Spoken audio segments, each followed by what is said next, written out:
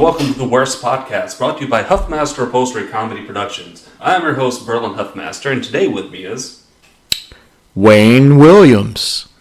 How you doing, Wayne? And can you tell the people where we are today? We're in England, actually, in a city called Bury St. Edmunds. It's a beautiful little town, city rather. No, it's a town. It's not a city. Yeah, absolutely. It's a town. The town of Bury St. Edmunds. Now we're going to begin in our traditional way. That is a cool sip of water. But just to keep up appearances, I do have it in my Hattiesburg Beer Festival mini mug that I like to drink my whiskey out of on occasion. But tonight it's just H2O. Now Wayne is going to tell us about the worst gigs. His worst gigs at seeing, his worst gigs as a promoter. Yeah, man, these aren't fun shows. These aren't rock shows. They're cock shows. So he's give us his shit list of worst gigs. Now, Wayne, how long have you been gigging? Well, actually, owning a music store for 26 years, since February 1st of 1996, I would suggest that we promoted quite a lot of bands at our store with live music, so we have that. And then there was prior to that where we did the... Meridian Underground Jam in 1994, downtown Meridian. So I guess that would be not the earliest, because we did like Sugar Pudding and Muffhead and all of those guys, Psychic Soul Connection and plethora of young Meridian bands prior to that. But all within that same time period, though, I would suggest, within a year. The 94 Jam, was that a big show or just a house show? It was actually the biggest show I'd ever thrown. Would love to have had that annually. If we did it annually, it would be, 1994 to now, and to be many decades. But yeah, we had 7 bands. The Rain Dance from what was brand new called MTV's Real World. We'd paid them to come down and perform. I guess they were on tour. And then we had a bunch of other bands. The Schmiel, maybe. Golly, you're asking me to remember something that I don't have any references for over here in England. But yeah, there was 7 bands. Apologize, all you guys. It's midnight here. We've been out all day. It just turned midnight. Happy Sunday, everyone. Oh, yeah. Yeah, it is now officially Sunday. Lord, it is midnight on the nose. Over here now. Back home, it's 6. Back home in Meridian, Mississippi, it's only 6 o'clock p.m. All right, so now you do monthly shows at your shop? We book a monthly show with the city permit to have a jam on the sidewalk, and most of them follow through. Every once in a while we'll see that something's not going to work out, we'll cancel a show, but we probably have 10 shows a year. Now you said sometimes things don't work out due to technical difficulties. Now this is where we get into our shit list. Can you tell us some shows that didn't work out so well? Well, sometimes a band will have an accident on the road, or they'll have a engine malfunction, or at last minute. We've had a couple of bands where one band member would get sick in one band, and another member would get sick, and they were unconnected to each other, but they were both supposed to be at our show. And we'd have to cancel because of that. Every once in a while, we would have no location inside the building for a band, and the weather would be horribly, horribly cold or rainy or something like that. It's been a lot of decades, so I know those things have happened. I just don't recall exactly when. Now, you were mentioning early before a kind of a natural disaster. Can you tell us about that? Well, there was one show quite many years ago, I would say probably 20. The store's been around 26 years. It was the old location in a PV building, home of PV Guitars originally. We were having some local bands perform, and we were at the bottom of the hill there in downtown Meridian, and the weather was creeping up. We didn't have the best forecaster. We was jamming out, everybody's having a good time, and you could see the rain, how it's just a defined sheet. How it just moves, and it was a wall coming down the hill, and all the people that were there to watch the performance and the band members were grabbing drums, microphone stands, everything to get it inside the building just before the rain hit, to not destroy anybody's equipment. Did they get it all in? Everything worked out, and I'm not sure, but if memory serves, we set it up inside, and they continued on. At least that's the story I'm going to go with Can't stop the tonight. rock. Now, you said early on you had a little problem with law enforcement on occasion?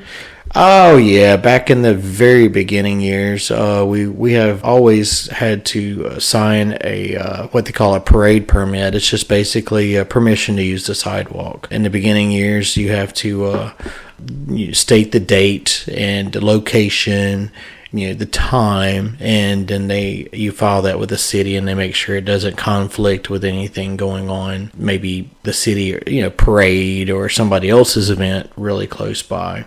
So, we filled out those permits, and, we have our bands performing. Maybe that particular year there was some law enforcement that drove by, and it's like, y'all are too loud, you need to cut it down.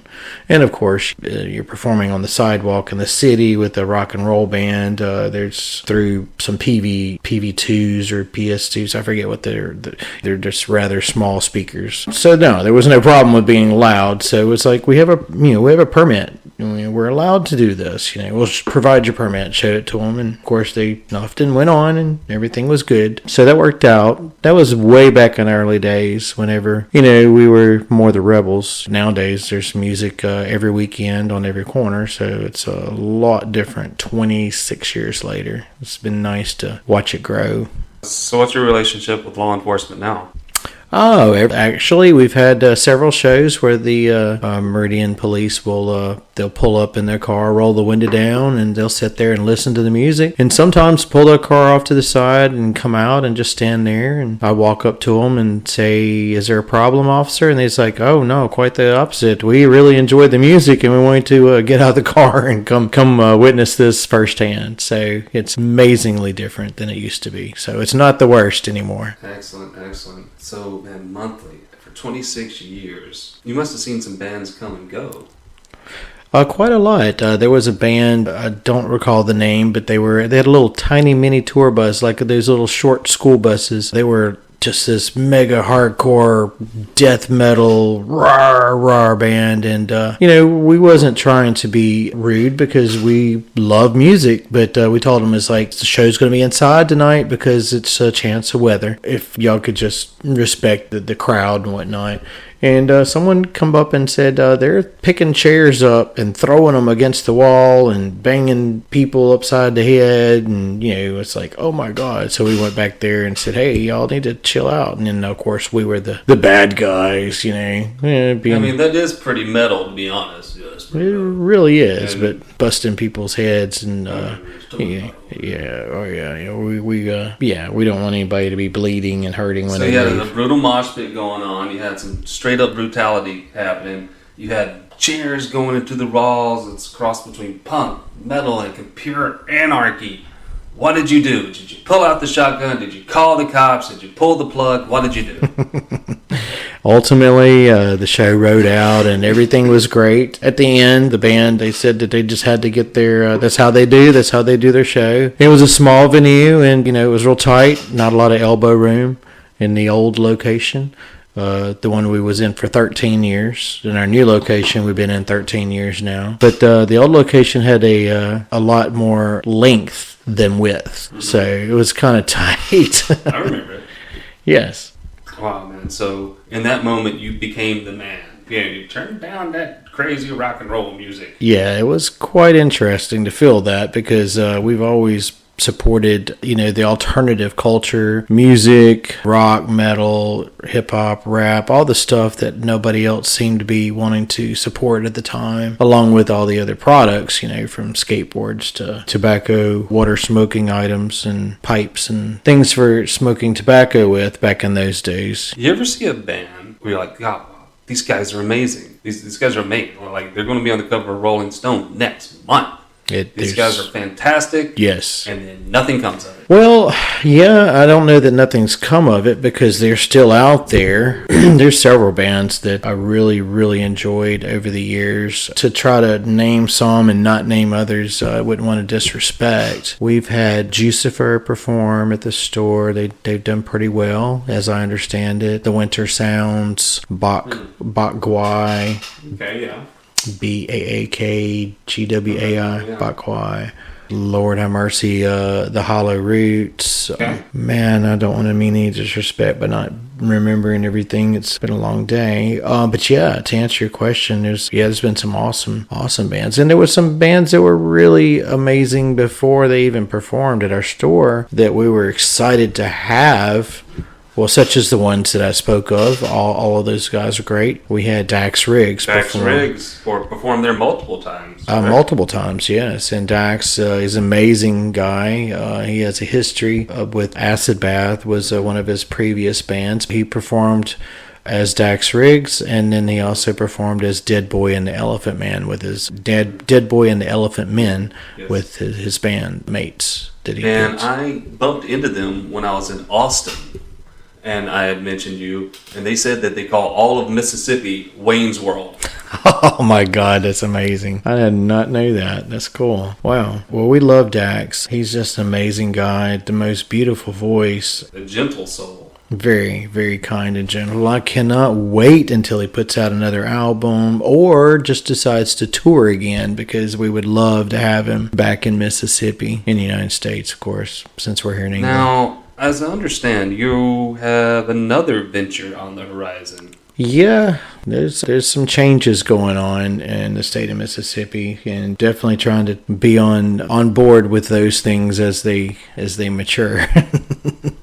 Would you like to speak about it? It's non-related to my current music store business. It's a side business that I have with a partner, and it's in the process right now. So I'd definitely speak about it in the very near future. Excellent. What about some other side projects? I believe you invest in real estate?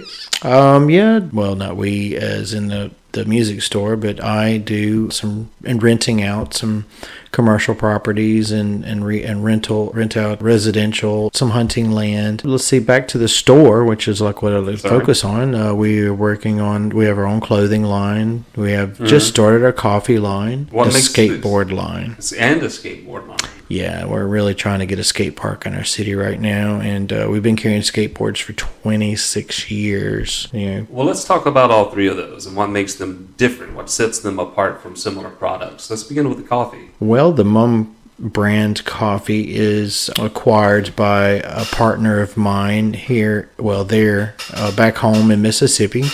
He roasts the product, the various variety of beans. If we sell them whole bean, and then grinds the others at Mumm, put them on the shelf, and we sell them as our Mumm brand.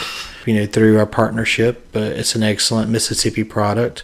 Obviously, the beans are grown, wherever, Colombia, where there's a variety of different countries they come from. My partner, he handles the heavy lifting end of it, and we carry the Mumm brand by distribution and marketing, and it's turned out to be quite a nice product. It's got its own website, mumm.coffee. I didn't realize there was such a thing that you could do, a dot coffee. I didn't know until I saw your armband. Yeah. That was dot coffee. You don't type no W's or anything. It's just MUM.coffee. Toilet or I don't know. I mean, it's just crazy the amount of stuff that's coming out there. Dot whatever.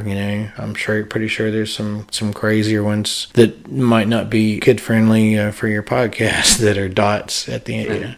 Dot from Animaniacs.